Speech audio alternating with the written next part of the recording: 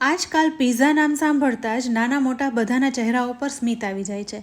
પરંતુ આપણા મનમાં એક જ પ્રશ્ન થાય કે બાળકોને સ્વાદ પણ મળવો જોઈએ અને સાથે પૌષ્ટિકતા પણ. એટલે જ આ પરાઠા સિરીઝમાં આજે હું હેલ્ધી પરાઠા પિઝાની રેસીપી લઈને આવી છું. આ પિઝા બનશે ઘઉંના લોટમાંથી, એટલે કે મેંદા વગર. સાથે વાપરીશું ઘી, જેથી સ્વાદ સાથે પૌષ્ટિકતા પણ મળે. અને સાથે ઉમેરીશું રંગબેરંગી શાકભાજી અને બાળકોને ખૂબ ભાવતું ચીઝ. આ પરાઠા પિઝા એટલા ટેસ્ટી લાગે છે ને કે બાળકો તો ખુશીથી ખાશે. સાથે વિડીયોમાં પરોઠા બનાવવાની ટિપ્સ પણ આપીશ, જેથી તમે સરળતાથી બનાવી શકો. તો ચાલો સમય બગાડ્યા વગર પરાઠા પિઝા બનાવીએ. તો સૌથી પહેલાં લોટ બાંધીશું. તો એના માટે મેં એક બાઉલ લઈ લીધો છે. આ બાઉલમાં મેઝરિંગ કપ પ્રમાણે 1 કપ જેવો ઘઉંનો લોટ લેવાનો છે, જેમાંથી આપણે રોટલી પરોઠા બનાવીએ છીએ એ જ લોટ છે. હવે આમાં 1 ચમચી જેવું ઘી ઉમેરીશું. બહુ વધારે પડતું ઘી ન ઉમેરવું, થોડું જ ઉમેરવાનું છે, નહીંતર ખસ્તા બની જશે. હવે ઘી સાથે થોડું એવું મીઠું ઉમેરવાનું છે. હવે પહેલાં લોટમાં બધું સારી રીતના મિક્સ કરી લઈશું. અહીંયા લોટ છે ને મીડિયમ સોફ્ટ બાંધવાનો છે, તો જેટલો લોટ લીધો છે એનાથી અડધું પાણી લેવાનું છે. પછી જરૂર પ્રમાણે તમારે ઉમેરવાનું છે. તો અડધો કપ જેવું પાણી લઈ થોડું ઉમેરતા જઈને મીડિયમ સોફ્ટ લોટ બાંધી લઈશું. આપણે જેવો પરોઠાનો લોટ બાંધીએ છીએ એવો જ લોટ બાંધી લેવાનો છે, પણ બહુ કડક નથી બાંધવાનો, મીડિયમ સોફ્ટ રાખવાનો. હવે લોટ બંધાઈ ગયો છે, તો થોડું એવું ઘી ઉમેરીને લોટને એકદમ સારી રીતના કૂણવી લેવાનો છે. લોટને જેટલો કૂણવશું એટલા પરાઠા પિઝા સોફ્ટ બનશે. લોટ અહીં બંધાઈ ગયો છે, તો આ લોટને રેસ્ટ આપવાનો છે. તો 10 મિનિટ માટે ઢાંકીને રાખી દઈશું. હવે બીજી તૈયારીમાં બાળકોને ભાવતા શાકભાજીનો ઉપયોગ કરીશું. તો અહીંયા મેં અમેરિકન મકાઈ લઈ લીધી છે, સાથે શિમલા મિર્ચ લીધું છે. લીલું છે મારી પાસે, જો તમારી પાસે બીજા કલરના હોય તો એનો પણ ઉપયોગ કરી શકાય. સાથે ટમેટું અને ડુંગળી લીધા છે. સૌથી પહેલાં મકાઈને ફોલીને એમાંથી દાણાને અલગ કરી લઈશું. સાથે શિમલા મિર્ચ, ડુંગળી અને ટમેટાને ચોરસ ટુકડામાં કાપી લઈશું, જેથી પિઝા ઉપર રાખીએ ને તો સરસ લાગે. તો સૌથી પહેલાં મકાઈના દાણા કાઢી લીધા છે. હવે શિમલા મિર્ચને તમે જોઈશો તો મેં અહીં ચોરસ ટુકડામાં કટ કર્યા છે. બને એટલા ચોરસ ટુકડા કરવા, જેથી દેખાવમાં સરસ લાગે. હવે પરાઠા પિઝામાં ફિલિંગ માટે કયા કયા ઇન્ગ્રીડિયન્ટ લઈશું એ જોઈ લઈએ. જો તમારા બાળકો તીખું ન ખાતા હોય તો મરચાંને સ્કીપ કરવા. અહીંયા મેં એક નાનું એવું મરચું સમારીને રાખ્યું છે, સાથે થોડું આદું, ચીઝ, ઓરેગાનો અને ચીલી ફ્લેક્સ. આપણે ઘણીવાર પિઝા મંગાવતા હોઈએ છીએ, તો એમાં ઓરેગાનો અને ચીલી ફ્લેક્સના પેકેટ્સ છે એ આવતા હોય છે, તો એનો જ હું આજે ઉપયોગ કરી રહી છું. તો ફિલિંગ બનાવવા માટે હવે એક બાઉલમાં આ બધી વસ્તુને ભેગી કરી લઈશું. અહીંયા જો તમારા બાળકને આદુની ફ્લેવર ન ભાવતી હોય ને તો ટોટલી સ્કીપ કરવાની. અહીંયા મેં લાઇટ ફ્લેવર આવે એ માટે ½ ટીસ્પૂન જેવું જ આદું ઉમેર્યું છે. હવે ચીઝને ખમણી લઈશું. અહીંયા તમારે જેટલું ચીઝ ઉમેરવું હોય ને એટલું પસંદગી મુજબ ઉમેરી શકાય છે.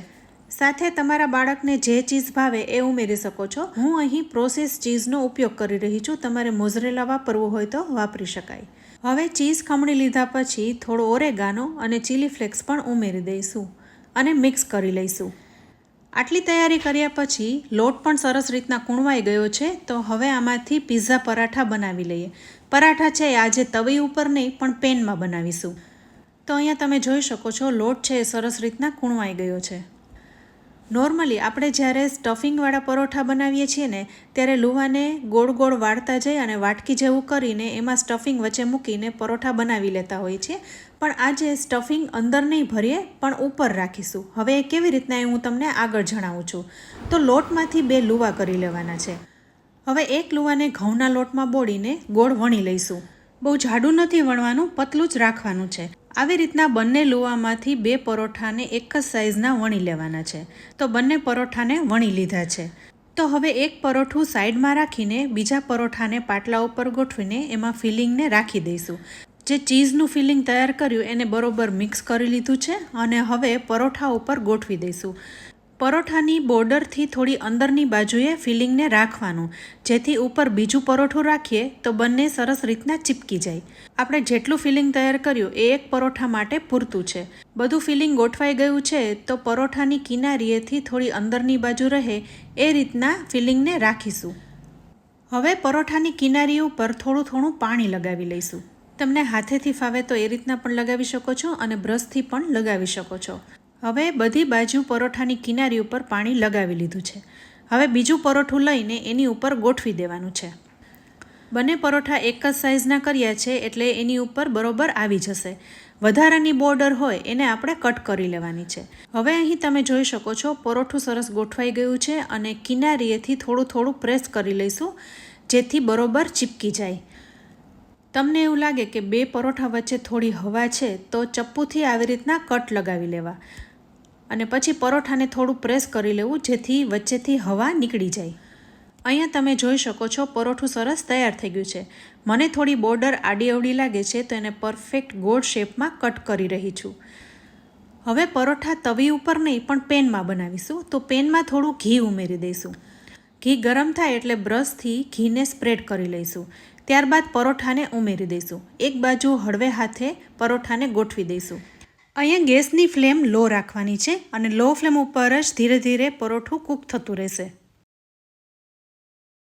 ધીરે ધીરે હાથેથી તમે આ પરોઠાને ફેરવતા રહો એવી ફ્લેમ રાખવાની. સાથે મેં બીજા ગેસ ઉપર મોટી લોખંડની તવીને ગરમ કરવા રાખી દીધી છે. હાઈ ફ્લેમ પર જ રાખીશું. એ શું કામ રાખી છે હું તમને વિડીયોમાં આગળ જણાવીશ. અહીં પરોઠાને કૂક થતાં 4 થી 5 મિનિટ જેવો સમય થઈ ગયો છે. તો બીજી બાજુ કટ નહોતા લગાવ્યા તો ચપ્પાથી કટ લગાવી લઈશું અને પરોઠાની સાઈડ ચેન્જ કરી લઈશું. એકદમ કડક ક્રિસ્પી નથી કરવાનું પણ થોડું સોફ્ટ રહે એટલું શેકવાનું છે. હવે સાઈડ ચેન્જ કરી લીધી છે અને હવે આ સાઈડ ઉપર બધું એસેમ્બલ કરવાનું છે. 4 થી 5 મિનિટમાં પરોઠાની અંદરનું ચીઝ છે, સ્ટફિંગ છે એ મેલ્ટ થવા લાગ્યું હશે. તો હવે સાઈડ ચેન્જ કરી લીધી છે તો પરોઠા ઉપર હવે બધું એસેમ્બલ કરવાનું છે. સાથે પરોઠું છે એ નીચેની બાજુથી પણ કૂક થતું જશે. તો સૌથી પહેલાં પરોઠા ઉપર ટોમેટો સોસ લગાવી લઈશું. તમારે જેટલો લગાવવો હોય એટલો લગાવી લેવાનો.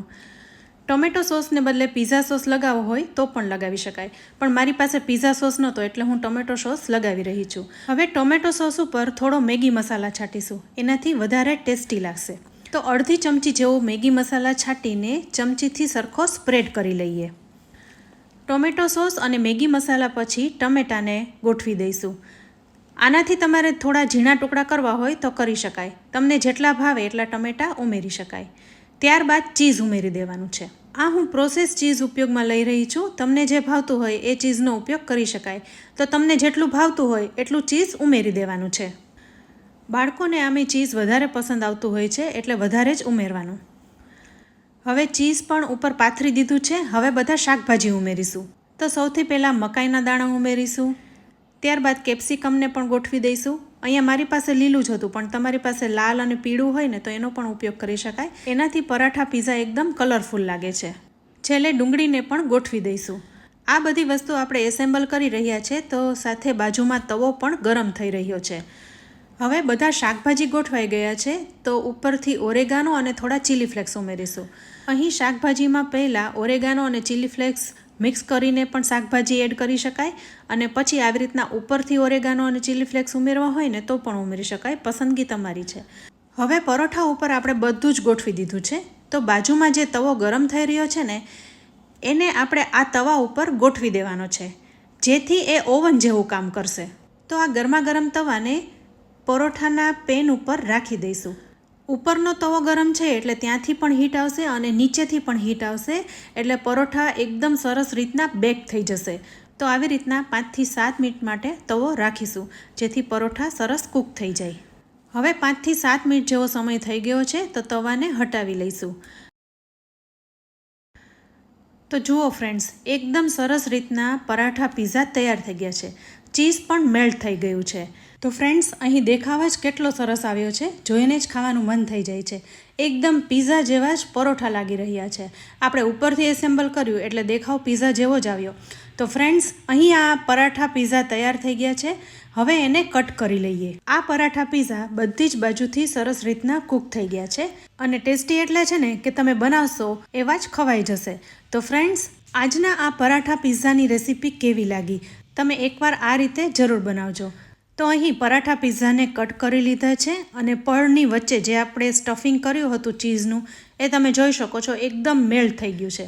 આ પરાઠા પીઝા ઉપર તમે ઓલિવ ઓઇલ, ઓરેગાનો કે ચીલી ફ્લેક્સ વધારે એડ કરી શકો છો અને છેલ્લે કોથમીરથી ગાર્નિશ કરીશું. તો ફ્રેન્ડ્સ, તમને આજની આ રેસીપી સારી લાગી હોય ને તો વિડીયોને લાઇક અને શેર જરૂરથી કરજો.